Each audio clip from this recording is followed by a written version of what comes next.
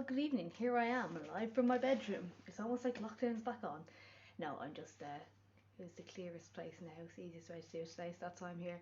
So what I want to talk about today is, I want to come back to a video because I had a few questions about it on TikTok, but I thought it might help explain to people. I did a video where I was saying why stretching isn't working, and how basically I showed that, if you've got tight muscles, doing this, they're just going to come back. So this is going to sound a little bit technical, but I'm going to explain it. So all our muscles kind of work in agonist-antagonist pairs, okay?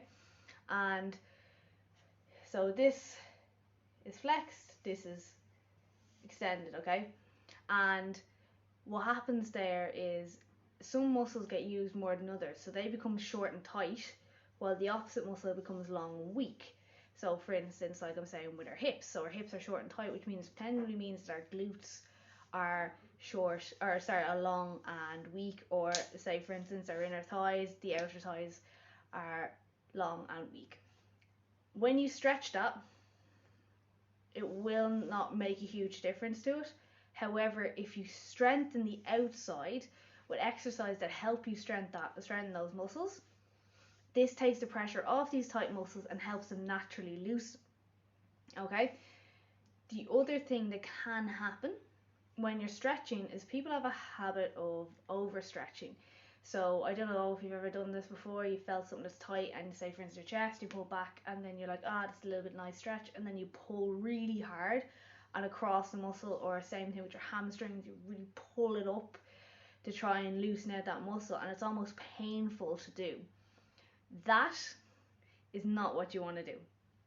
The reason for that is when you pull these so tight, there are little things in your muscles called muscle spindles and Golgi tendon organs. Yes, very hard to say, right? So these two things act as a guard for your muscle not to tear. So theoretically, if you didn't have these in your muscle and you very easily tear your muscle.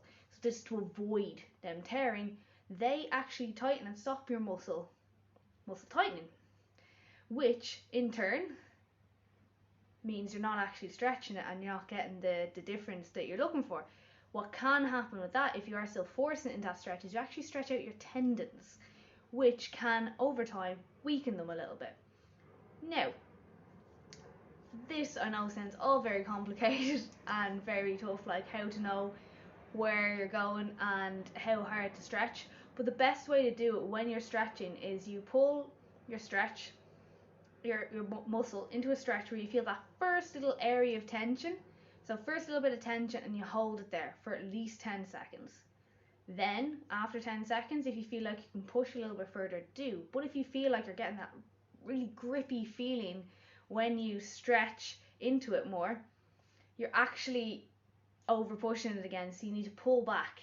But what we do is we gradually stretch into the longer stretches. So another 10 seconds you might hold for a little bit, another 10 seconds you might hold for a little bit, and that's how you gradually build up a bit more flexibility, as opposed to pulling the muscle into a stretch, it not being comfortable, and it popping back in.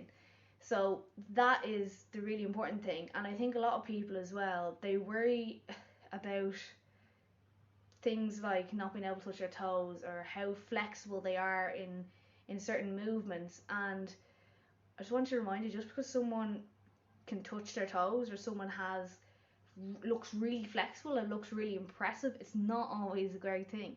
There is this condition called hypermobility, in which your tendons tend to be, I think it's around your tendons, tend to be a lot more loose, so you can stretch more into them. However, this can cause other issues, like it'll make you more prone to injury. So just because the muscles don't move into that position, that's not a bad thing.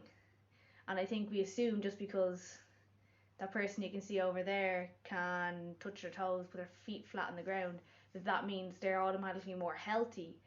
But it could be a case of their tendons are too lax. It could be a case of they've done dancing since they're a child, so they're already really mobile. And you can see that hypermobility with gymnasts and dancers as well.